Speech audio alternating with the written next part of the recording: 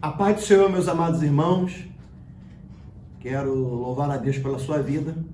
Estou sumido há 4 aulas, resolvendo alguns assuntos, mas estamos de volta. E vamos estudar nesse trimestre o livro de Jó. Na verdade, a fragilidade humana e a soberania divina, o sofrimento e a restauração de Jó. Lições bíblicas do 4º trimestre, lições de adultos da CPAD.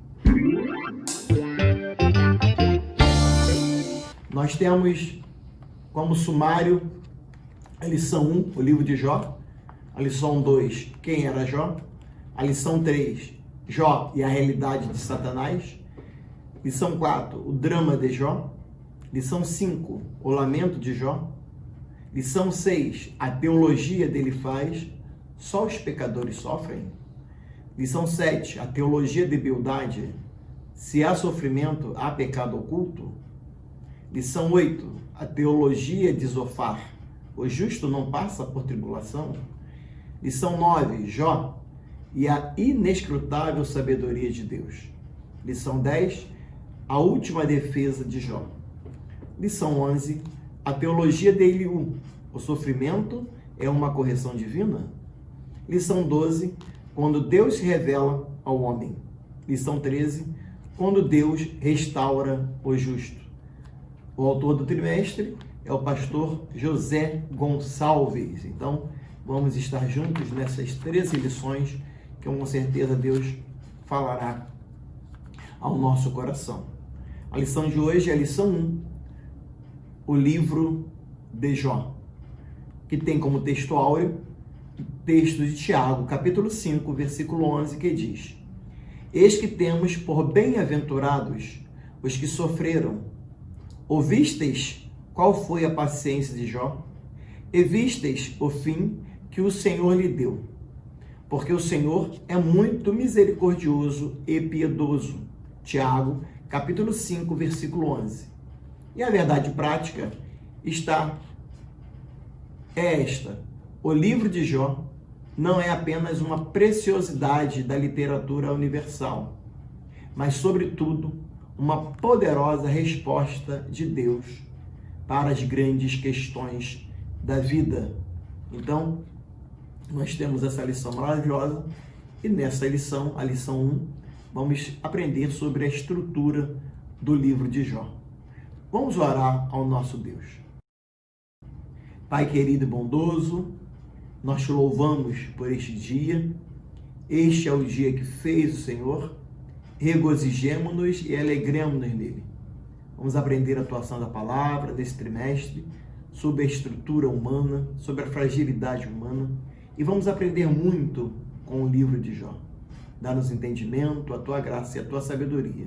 Abençoa este ouvinte, esta pessoa que está assistindo esse vídeo, que tu possa dar a ele graça, dar a ele unção, a ela, dar o teu servo, a tua serva, a tua graça imutável, o teu poder maravilhoso sobre a vida dele, sobre a vida dela. Somos gratos a ti por tudo que tens feito. Somos gratos a ti pela tua bondade, pela tua misericórdia. Dá-nos paciência para podermos estar diante de ti em santidade e novidade de vida. Nós te louvamos em nome de Jesus. Amém e amém.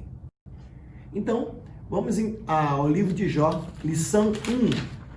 Nós estamos com o texto bíblico, a leitura bíblica em classe está em 2 Timóteo, capítulo 3, versículo 16, que diz: Toda a escritura divinamente inspirada é proveitosa para ensinar, para redarguir, para corrigir e para instruir em justiça.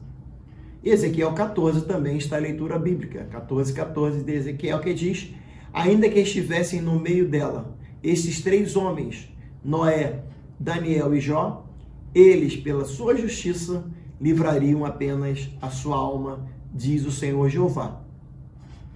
Ou, se enviar a peste sobre tal terra e derramar meu furor sobre ela com sangue para arrancar dela homens e animais, ainda que Noé, Daniel e Jó estivessem no meio dela, vivo eu, diz o Senhor Jeová, que nem filho nem filha eles livrariam, mas só livrariam a sua própria alma pela sua justiça. E também Tiago, capítulo 5, versículo 11. eis que temos por bem-aventurados os que sofreram. Ouvistes qual foi a paciência de Jó, e vistes o fim que o Senhor lhe deu, porque o Senhor é muito misericordioso e piedoso. Então, nós temos aqui os objetivos específicos da lição. Objetivo 1, mostrar que a partir das evidências internas do livro, é possível conhecer o contexto do qual Jó viveu. Objetivo 2, especificar o gênero literário e de que forma esse conhecimento ajuda na compreensão do livro de Jó. E 3, identificar o propósito e a mensagem do livro de Jó. Nós temos, nesta lição, ponto 1, que fala autoria, local e data do livro de Jó. O autor de Jó, a pessoa histórica de Jó, a terra de Jó e a época de Jó. Temos o ponto 2, ou o tópico 2, estrutura literária do livro de Jó, prosa e poesia, a organização, a abundância de figuras de linguagens.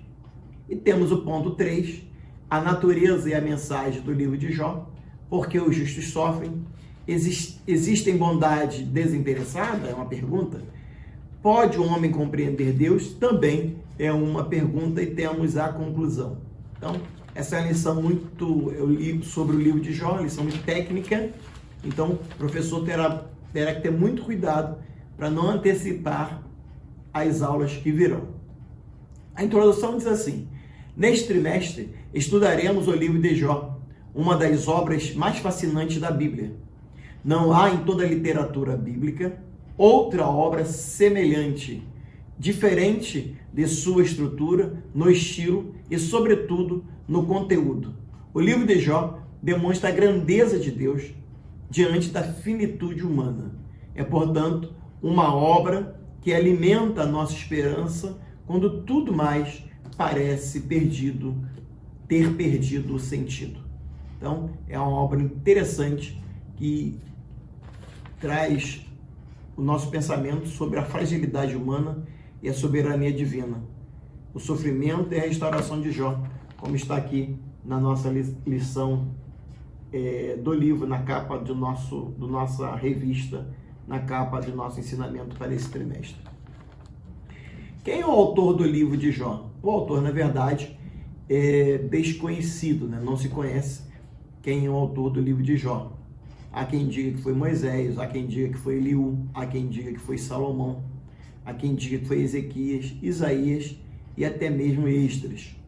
Mas, na verdade, o autor é desconhecido. Sobre a pessoa de Jó, é histórica. Jó existiu ou não? Ezequiel 14, versículo 14, diz que ainda que estivessem no meio dela estes 3 homens, Noé, Daniel e Jó, eles, pela sua justiça, livrariam apenas a sua alma, diz o Senhor Jeová. Então, só o fato de aparecer no texto bíblico de Ezequiel 14, já mostra que Jó foi de fato uma figura histórica. Há também um outro texto de Tiago, capítulo 5, versículo 11, que diz: eis que temos por bem-aventurados os que sofreram. Ouvistes qual foi a paciência de Jó? E vistes o fim que o Senhor lhe deu? Porque o Senhor é muito misericordioso e piedoso. Então, vemos aqui também que Jó foi uma figura histórica. De fato, ele existiu. Sobre a terra de Jó, Jó morou em Uz. Lá no Jó, capítulo 1, versículo 1, já destaca que ele era da terra de Uz. Qual foi a época de Jó? Qual foi a época que Jó viveu? A maioria dos comentaristas situa os fatos narrados no livro de Jó dentro do período patriarcal, ou seja, entre Abraão, Isaque e Jacó. Dentre outros, alguns fatos contribuem para esse entendimento. O sacerdócio como instituição ainda não existia, visto que Jó era sacerdote de sua própria casa, ou seja, não existia na época de Jó, o sacerdócio ainda não tinha sido instituído. A Bíblia diz que lá em Jó, no capítulo 1, versículo 5, vamos ler Jó, capítulo 1, versículo 5, pega a sua Bíblia, por favor, Jó, capítulo 1, versículo 5, que diz: sucedia, pois, que tendo decorrido o turno de dias de seus banquetes, enviava Jó e os santificava, e se levantava de madrugada e oferecia holocaustos, segundo o número de todos eles. Porque dizia Jó: porventura pecaram meus filhos e blasfemaram de Deus no seu coração? Assim o fazia Jó continuamente. Então, o próprio sacerdote Jó era sacerdote da sua casa. As filhas de Jó também eram co-herdeiras juntamente com seus irmãos. O texto de Jó 42, versículo 15, diz isso, que as filhas dele eram co-herdeiras junto com seus irmãos. Versículo 15 de Jó 42, que diz: e em toda a terra não se acharam mulheres tão formosas como as filhas de Jó, e seu pai lhes deu herança entre seus irmãos. Então as irmãs também, na época de Jó, eram co-herdeiras. E aqui é muito interessante porque já no tempo sacerdotal não era permitido pela lei mosaica que a mulher tivesse herança. Vamos ver então Números, capítulo 27, versículo 8. O texto de Números 25:8 diz o seguinte, 27:8 diz o seguinte: e falarás aos filhos de Israel, dizendo: quando alguém morrer e não tiver filho, então fareis passar a sua herança à sua filha. Então, aqui já fica bem claro de que no período dos sacerdotes, no período da lei, onde estavam instituídos os sacerdotes, a mulher, a filha, só recebia herança quando não havia filhos, tá certo? Então nós temos aqui esse ponto aqui que fala sobre a época de Jó. Então a época de Jó é interessante que está situado dentro do período patriarcal, Abraão, Isaque e Jacó. Então a síntese desse tópico 1 é: a autoria de Jó, a autoria do livro de Jó é desconhecida, mas a sua autenticidade é comprovada, bem como a realidade histórica da terra de Uz no período patriarcal. Que Deus possa continuar nos abençoando, entendendo de fato a estrutura do livro de Jó. Vamos então ao tópico 2, estrutura literária do livro de Jó. A estrutura literária, aqui a pessoa vai ter que ter um pouquinho de conhecimento do português, né, das figuras de linguagem, é prosa e poesia, a organização, a abundância de figuras de linguagem e também esse conhecimento da língua portuguesa um pouquinho, né? Então parece que vai complicar algumas pessoas, mas com cuidado você consegue, nessa primeira lição, você consegue passar a sua aula. Então vamos ver o que é prosa. Prosa é o discurso direto, texto organizado em parágrafos. Isso é prosa, é um discurso direto e o texto organizado em parágrafos. O que é prólogo? É a primeira parte de um texto, né? Prólogo é a primeira parte de um texto. O que é epílogo? Epílogo é o desfecho de um texto, é o final de um texto. E o que é estilístico, que temos também na lição? O que é estilístico? Relativo a estilo, forma de usar as palavras. E paralelismo, o que é paralelismo? Paralelismo é semelhança, correspondências entre duas coisas. Então, é mais figura de linguagem, alguns detalhes da língua portuguesa. A organização, o texto está em poesia. O texto está em poesia.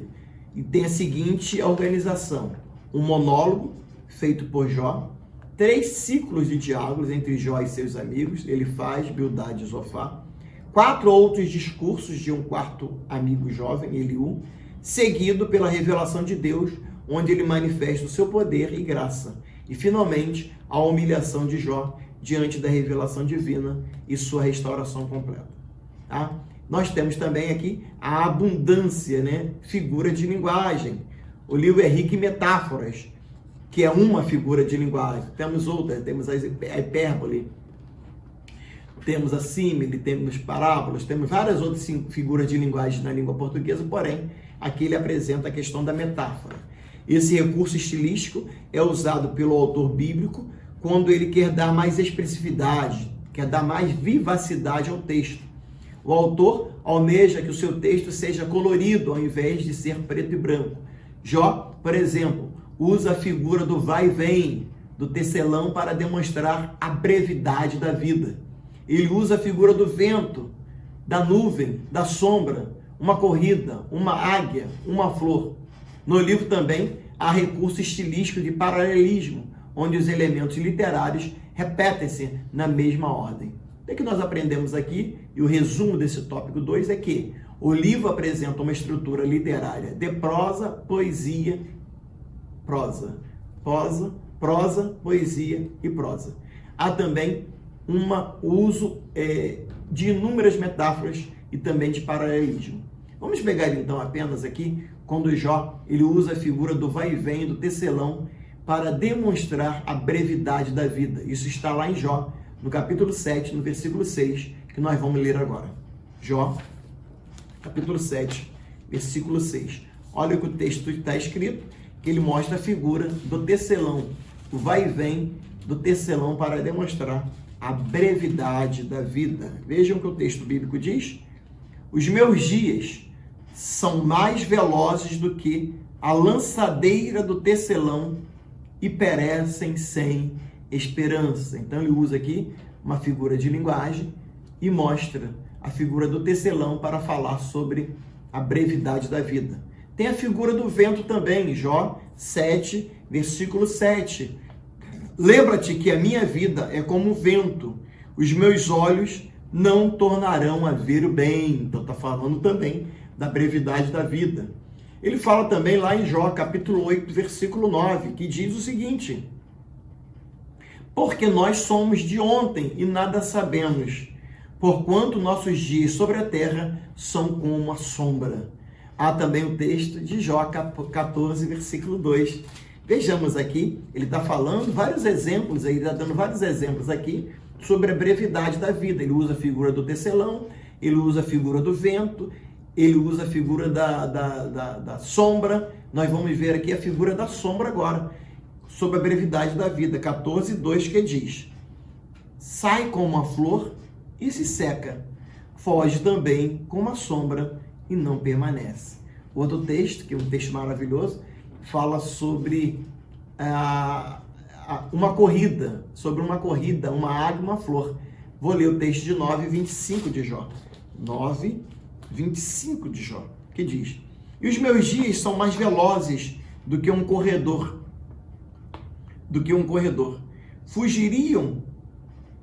Fugiram e nunca viram o bem. Vou repetir o texto, Jó 9, 25. E os meus dias são mais velozes do que um corredor. Fugiram e nunca viram bem.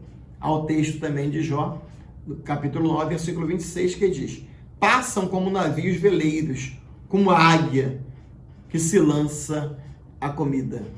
E tem o texto de Jó 14, versículo 2. Como eu já li, sai como a flor e se seca, foge também como a sombra e não permanece. Então nós temos aqui a síntese do tópico 2, mostrando que o Jó usa várias figuras de linguagem. Nestas que eu dei o exemplo, lendo os textos bíblicos, são exatamente a figura da brevidade da vida. Deus possa te abençoar, em o nome de Jesus, o Nazareno.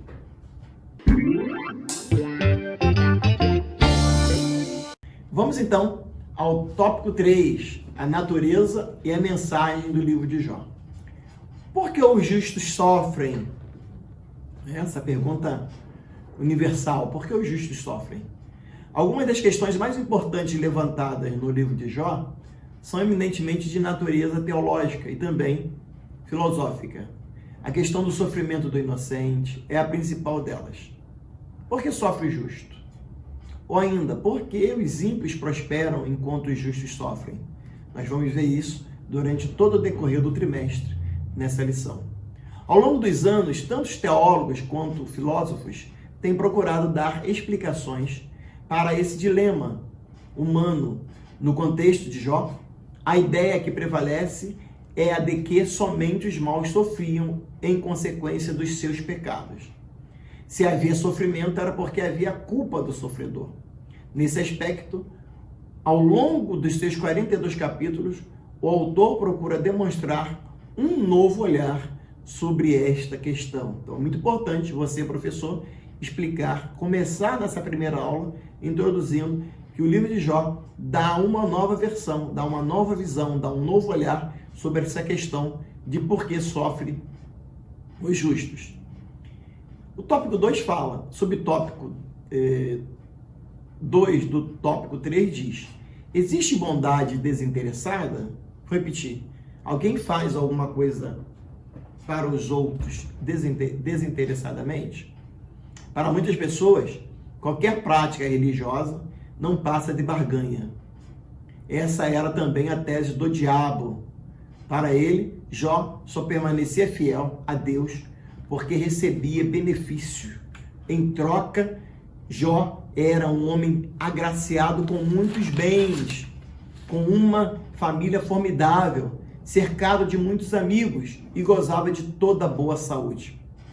Nessas condições, como disse Satanás, todos são devotos. Então, Satanás atribuía a fidelidade de Jó a Deus por tudo aquilo que ele tinha de bom. Todavia, vindo o infortúnio, a tragédia e a calamidade, será que esse fervor religioso permaneceria? Então Jó questiona Deus exatamente nesse ponto, dizendo: se vir o infortúnio, ele não vai permanecer fiel a ti, ó Deus, segundo a visão de Satanás. Satanás estava disposto a apostar a espiritualidade de Jó. Ele entendia que quando Jó fosse infortunado ou importunado com os mais variados problemas, ele negaria a Deus, ele não subsistiria a uma prova de fogo. Então, meu amigo, minha amiga, você que tem algum tipo de infortúnio, você que tem algum tipo de dificuldade na vida, seja ele qual for, a leitura do livro de Jó e o entendimento dessa lição durante todo esse trimestre mostra que Jó nos dá uma aula, Jó nos dá um ensinamento, Jó, na verdade, ele dá um norte para todos nós, para aprendermos, nos mantermos fiéis a Deus em meio à maior tragédia, em meio à maior calamidade, em meio ao maior conflito. Então, você tem uma oportunidade ímpar de reler o livro de Jó nos seus 42 capítulos e também aprender nessa lição com o pastor José Gonçalves, através da bondade de Deus, através do Espírito Santo, que é possível sim viver em paz com Deus em meio à calamidade, em meio à tragédia, em meio aos problemas que nós enfrentamos nessa vida. Então, o livro de Jó nos mostra como se deve se comportar. E Jó nos mostra como nós devemos nos comportar diante dos infortúnios, diante das tragédias que nos advêm. O terceiro subtópico é: pode um homem compreender Deus? Os últimos capítulos de Jó mostram os impactos que a revelação divina tem sobre os homens. Como Paulo, que foi verdadeiramente mudado quando contemplou o Senhor numa visão. Assim também Jó é totalmente transformado quando contempla a majestade do Senhor. Jó, capítulo 38 ao capítulo 42. A questão para Jó não foi tanto entender Deus. Vou repetir. A questão para Jó não foi tanto entender Deus, mas experimentá-lo. Viver e experienciar Deus mudou completamente a vida de Jó. Eis uma grande lição deixada por esse precioso livro. Nós aprendemos aqui, quando começamos a ler o livro de Jó, que a espiritualidade de Jó já estava lá em cima. A espiritualidade de Jó era altíssima, né? A espiritualidade de Jó era altíssima, né? Alto nível de espiritualidade. Mas ele vai aprender de Deus. Ele vai experimentá-lo. Ele vai viver e experimentar Deus durante uma tragédia pessoal que advém sobre a sua vida. Assim somos nós. A nossa espiritualidade, ela será colocada à prova em algum momento. Creia nisso, meu amigo, minha amiga, que a sua espiritualidade, aluno da escola dominical, será colocada à prova. Ou está sendo colocada à prova. Ou durante toda a sua vida, é o conceito que eu entendo, e durante toda a nossa vida, a nossa espiritualidade será colocada em prova. Então, é importante que seja fiel até a morte, e você receberá a coroa da vida. Deus é fiel, não é isso? Nós vemos essa frase nos carros, Deus é fiel. Mas a pergunta, a frase correta seria: Deus é fiel, está correto? Mas deveria ser completada a frase. E você? Você é fiel? Se Deus é fiel, nós, como seguidores de Deus, precisamos também ser fiéis a Ele. Então, Jó nos dá uma grande lição durante todo este livro. Resumo aqui do tópico 3 é: a principal questão do livro de Jó é o sofrimento do inocente. O livro mostra como Jó se comporta diante dessa prova. Então, nós temos aqui uma aula maravilhosa de Jó nesse assunto. 7 características principais assinala o livro de Jó. A primeira é: Jó, um habitante do norte da Arábia, foi um não israelita.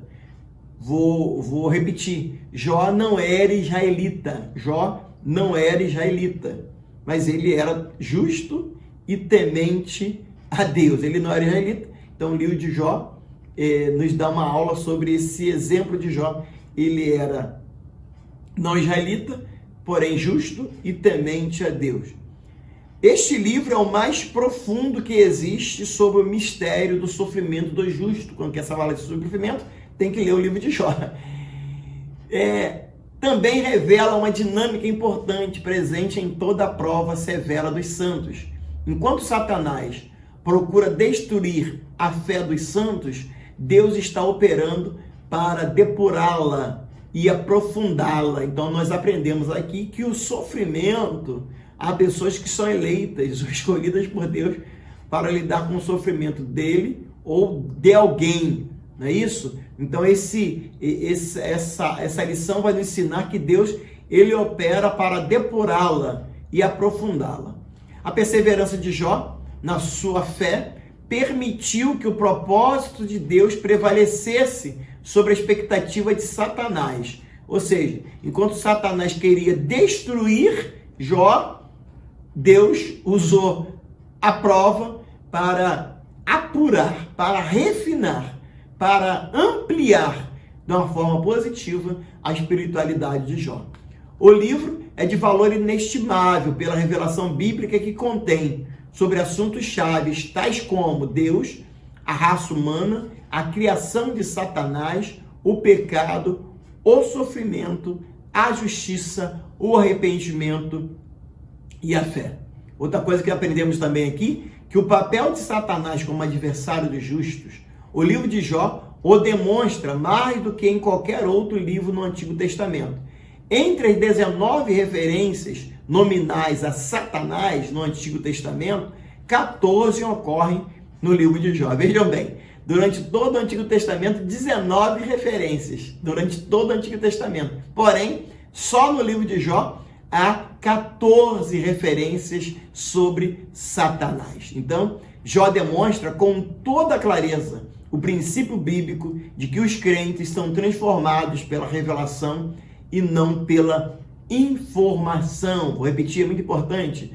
O princípio bíblico de que os crentes são transformados pela revelação e não pela informação. Então, queremos concluir essa lição dizendo para você da importância de você estudar todas essas 13 lições do trimestre.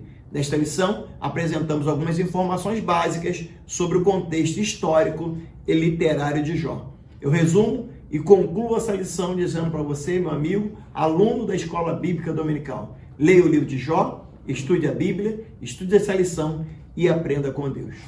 Vamos orar. Pai querido e bondoso, nós te agradecemos pela oportunidade de poder estudar essa primeira lição do trimestre, do último trimestre do ano de 2020. Nesse tempo de pandemia, nesse tempo de dor, nesse tempo de choro, nesse tempo de tragédias que muitas famílias estão vivendo, nesse tempo de angústia que muitas vidas também estão vivendo. Eu te peço e suplico que nós venhamos aprender com o Senhor através do livro de Jó. Abençoe este ouvinte, em o nome de Jesus. Amém e amém. Deus te abençoe e até a próxima lição, a lição de número 2.